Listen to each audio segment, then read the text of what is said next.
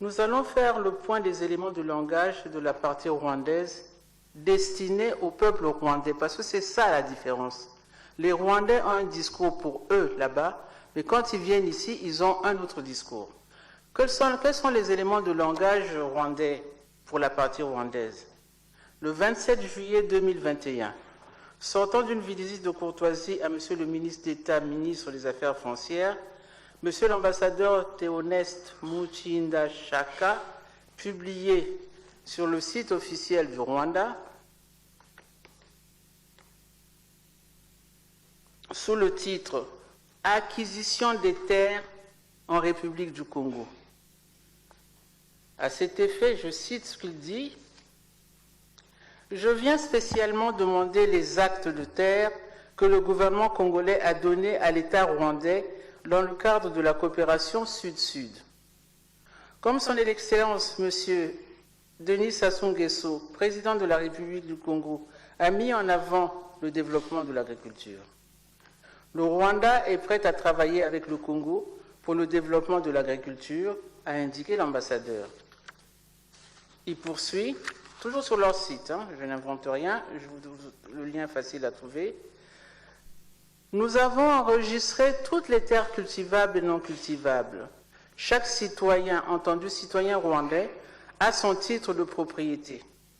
Nous avons aussi développé une plateforme de gestion. Vous n'avez pas besoin de venir dans la capitale pour transférer un titre de propriété. Nous avons discuté avec le ministre d'une visite à effectuer au Rwanda pour partager l'expérience avec son homologue. De quel titre de propriété parle-t-il et de quelle terre parle-t-il? Il n'y a que eux qui le savent.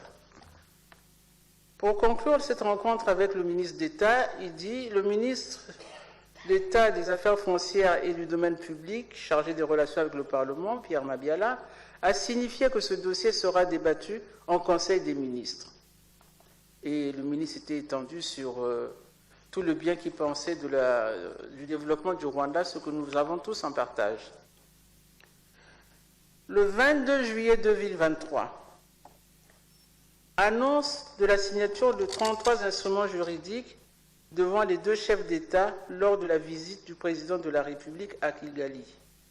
Je viens de le comprendre en regardant ce dossier que c'est l'ensemble des textes qui nous lient avec le Rwanda et pas des textes qui auraient été signés au cours de ce séjour seulement.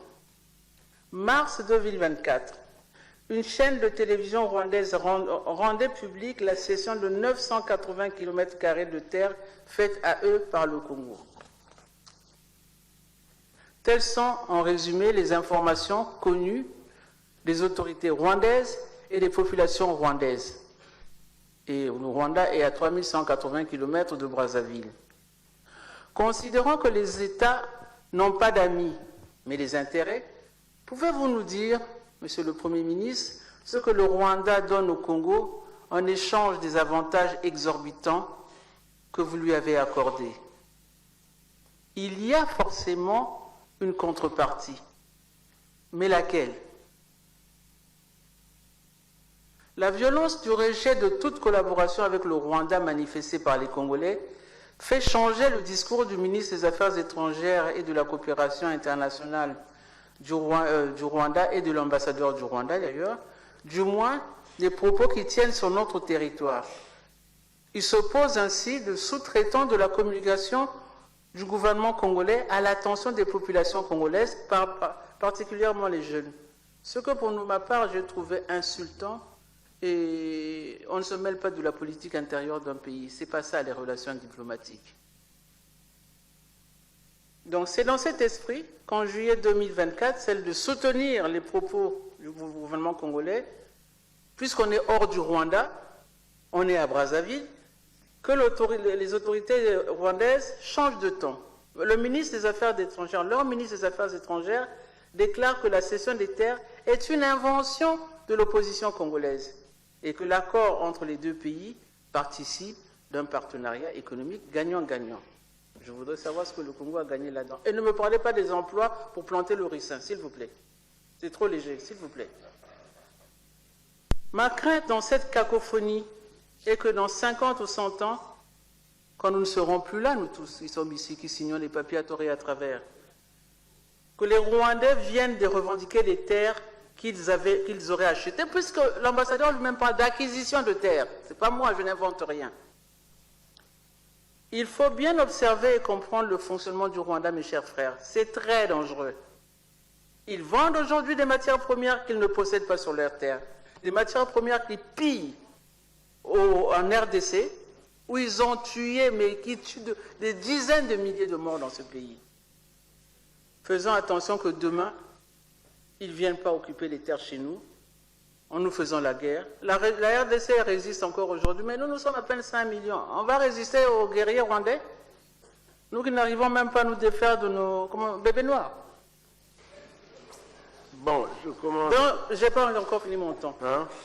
Car le Rwanda, monsieur le Président, je vais terminer par là, car le Rwanda, avec ses 26 000 km², n'est pas plus grande que la cuvette ouest. Avec ses 13,8 millions d'habitants, une densité de 101 habitants au km², monsieur le Premier ministre, gouverner, c'est prévoir. Si nous avons pris de l'argent au Rwanda, remboursons-le avec des intérêts comme chez les usuriers, mais pas en cédant nos terres. Comme aujourd'hui notre pays a des difficultés financières, donnons-leur un de nos puits de pétrole, mais ne touchons pas aux terres. Pour l'amour du Congo et pour l'amour des générations futures, ne vendons pas nos terres. Les Rwandais sont des personnes très, très dangereuses en matière de terre. Regardez ce qu'ils font en RDC. Merci beaucoup. Bien.